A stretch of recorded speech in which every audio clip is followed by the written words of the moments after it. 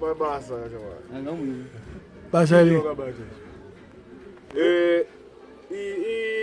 fodya inonzi amemuriti mbanje mariwana tunanga kana kuti kush yotaura nyaya yako iyo kana matondibvunza vanenge atokuudza. Alright. Une nyaya pane zvawakaita wakatadzira Mwari nevamwe vanhu. Ndakatadzira Mwari kutanga Mwari ngatiregerera anditi ndiri kurubaka ipakwazvo asi zvinezvi ndazvidzora ndasvika kwekuti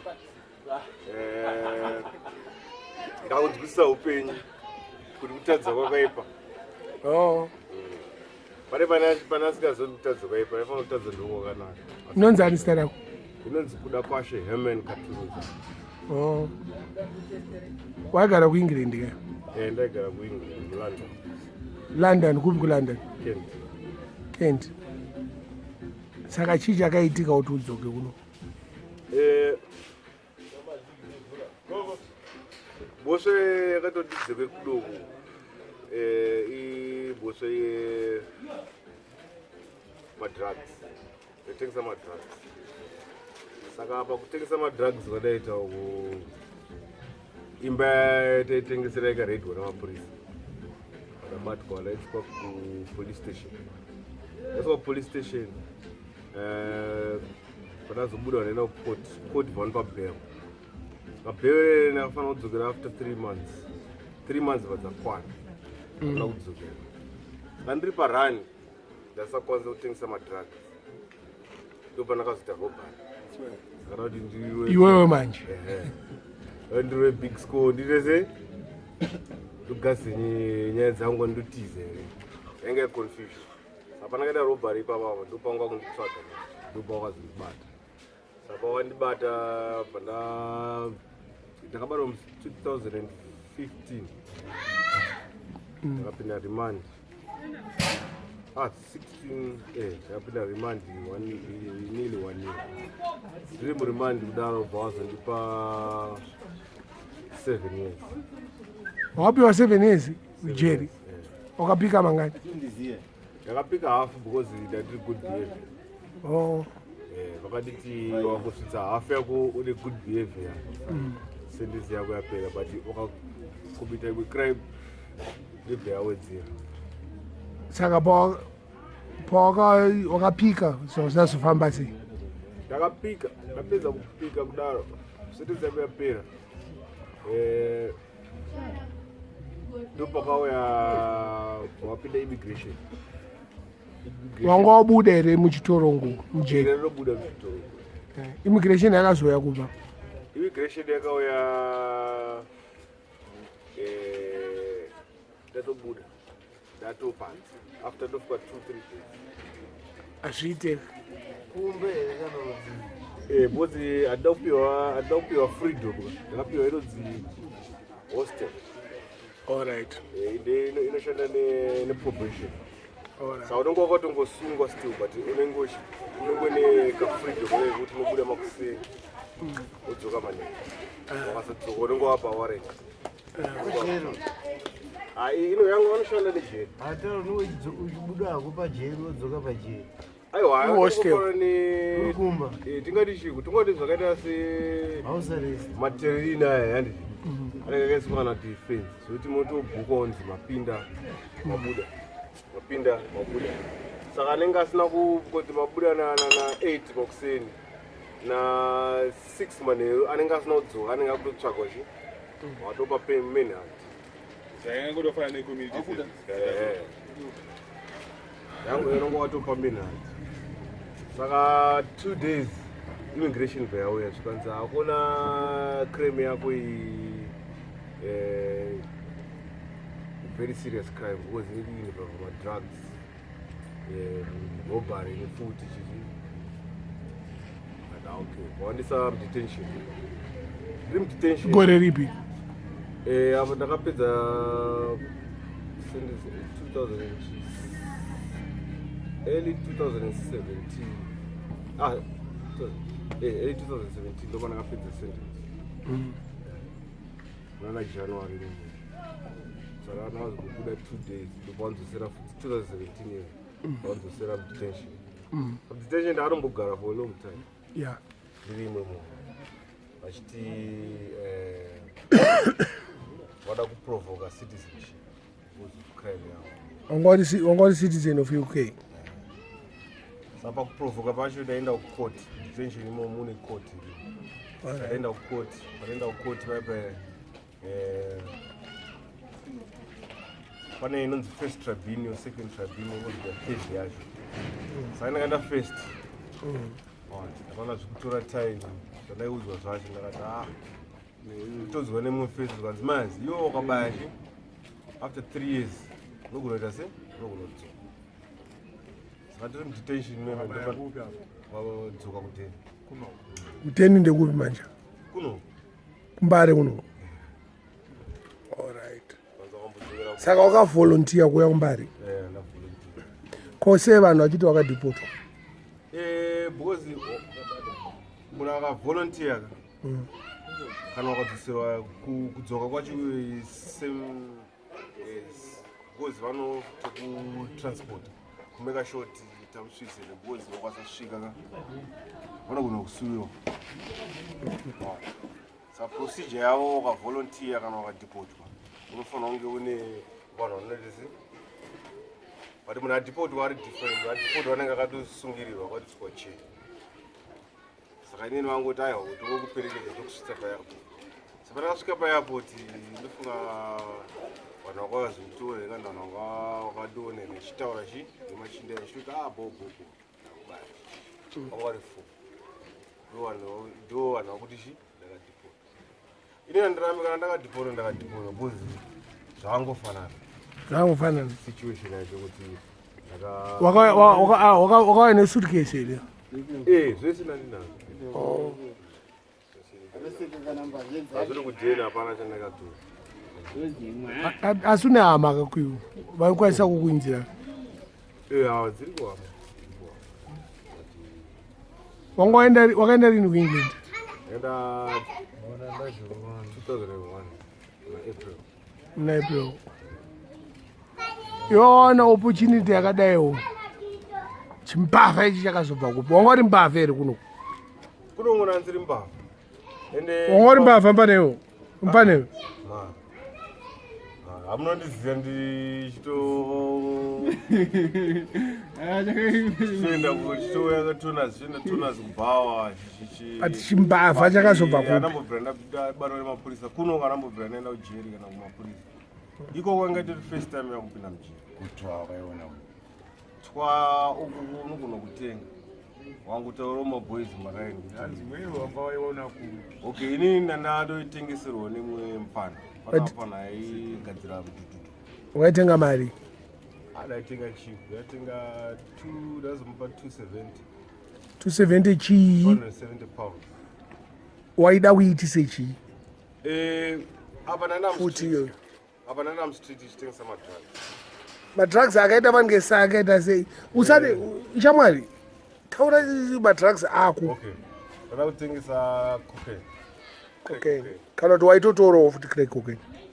ainda sniffa cocaine not crack cocaine Waisniffa.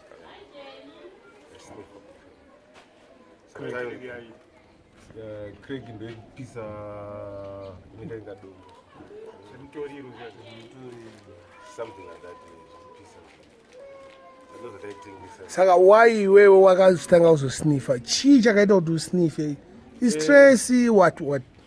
zvaitika tanga pane kachimwe kamvheti kaitisenzera nini mufestival kana ndakatonjuzva mufestival saka pakakatomboya kudhini kwangu katomboti achitomborova ndopana first time vakatanga kuona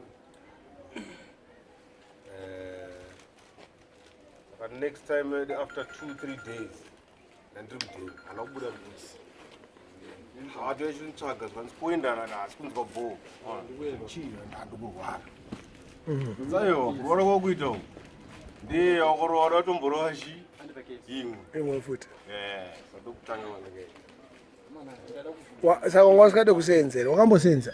Anasenza. Asenza factory mu warehouse, asenza supermarket. So why that quick money? Zvakaitika ipapa ndakatoka kakamari mshana. Ndati ndokatenderedza mwana.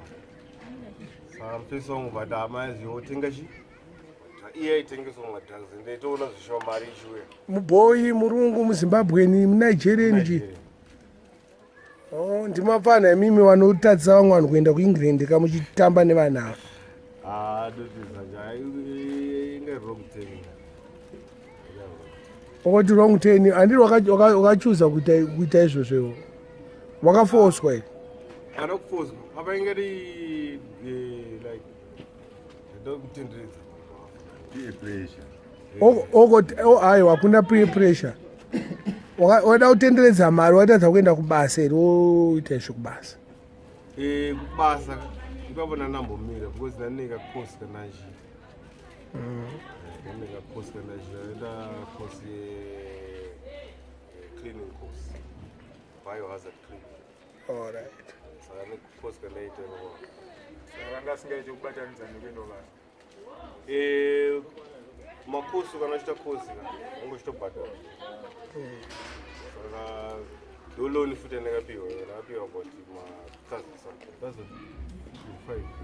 1,005 pounds. Saka mari ikaona ikatenderedza chienda chi kuita kosi yangu. All right. Kusvikira uDeportwa. Tabvumirana kuti wakaDeportwa. Aiwa ndaka ameno kuti munoti zvangufanana. All right, timbomira yakadaro. Saka tiri kubvumirana here kuti wakaDeportwa. Tumoti okay nati. Uchakwanisa kuenda kuEngland here? Ndokwanisa because kana wakasaina ndida kudzokera 3 years. And wanga sikakwanisa kundiporta because ndina family ties. Chimomira wakadaro. Immigration ndakatondibudza kusvika paairport.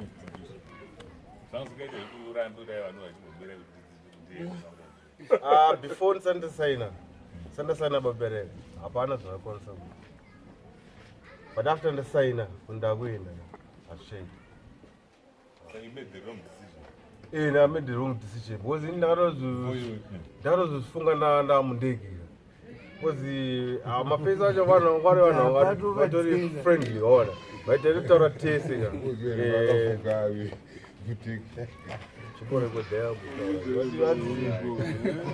taura zvauri kutaura. Saka ndakatozvifunga manje ndatomundege manje. Saka ndaitotaura nemufesa angari pasite pangu vakauya neni avo. Ndasiya vana kai ndakutoenda kudheni. Skanzi unokawafonere. Manje wakukwanisa kushandisa foni yangu unogona kushandisa foni yangu because yako irichi vanipa foni yayo ndotofona mudhuri. Saka mudhuri wangu anga audzwa namomuzari but anga ndasina kumudza inini. Before wasaina tsamba yanga inonzi tsamba yako. Tsamba iyi ikanzi you can volunteer kudzokera kunyika kwako any country. Chitochi chiposta chachakatoiswa munhu.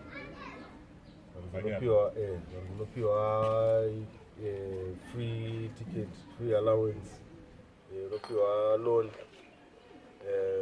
then Iwe wakapiwa mari. 10 years. Iwe wakapiwa mari. Inini wakatadza kunhima because account yangu inenge kafreeze. But inenge isina nemaakaunti inenge wapiwa mari yacho. Aiwa henzi inofanira kuenda muaccount. Cash andazopiwa. But iwe waone kuti madecisions ako akatangira pekuti wakasnifa cocaine. I think so maybe. Zimbabwe uri kuiona sei? Zimbabwe ndandasuwa padhini. Wakambodzoka here since 2001. Saka wakaita one way ticket kuenda uko, one way ticket kudzoka. Ukuiona sei? I think life lessons because munhu wese unopinda ups and downs and kudzoka ndakaita kunoku like picture yakuchinjwa vangofanira kuti ngochiona one channel uchinjwe imwe channel ndo zvakatoitika ivavo because ndakatozorealize ndatosvika paairport sure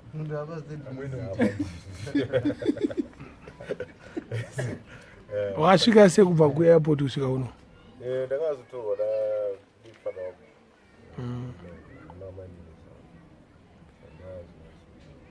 but ndani akakanganisa iwewe kana kuti vanhu vakakudhipota? ai ndinakanganisa because ndakasvika pasituation yekuti ndikunzwa zvekutaura kufoni kudheni zvindistressa kunoku ndine madhoni vada chakati zvindistressa ndapinda kanga depression katime kedepression keke kuti hada kuto something kudheni manditsvage mari ndite so saka kwasvika time yekuti ndasakonzana kurara kunoku ikoko funga state kokunoku kurare kufunga uchiri ndinayo? yeah, how long since wakabva kuengland? 1 year. Wadzoka rini? ndadzoka last year November. Last year gore ripi? November. What year? 2018. Saka Zimbabwe haisi kurwadza? Zimbabwe iri kurwadza. Nezvinezvi kona situation yekuti namhomes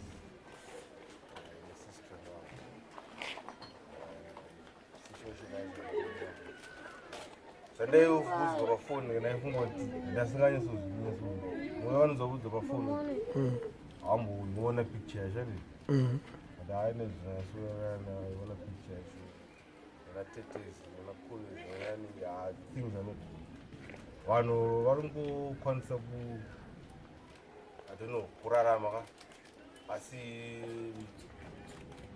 hatisi kurakidza kunongana hasi kurakidza true feeling kati pamwe ndine ndinoenda kuzviona kuterera because iwe wakamboona imwe lifestyle ka vamwe wajaira ka wajaira re but pakutanga kuti wakaripenda munhu akaripenda ramba uchikurudzira kamwari kuti bvisa stress usafunge zvakawanda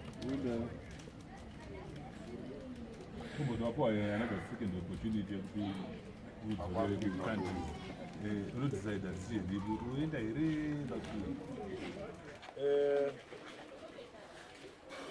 it depends because kuno handine bhegi rinova zviri bho bhegi racho unoriwana sei? andozvikunesa kaivapo ukaenda kubhengi hapana chirumbu because kuno kuis home ndo wandakazvarirwa ndii haukundokuna kudzoka ndokunodzoka but kunenge wakunosenza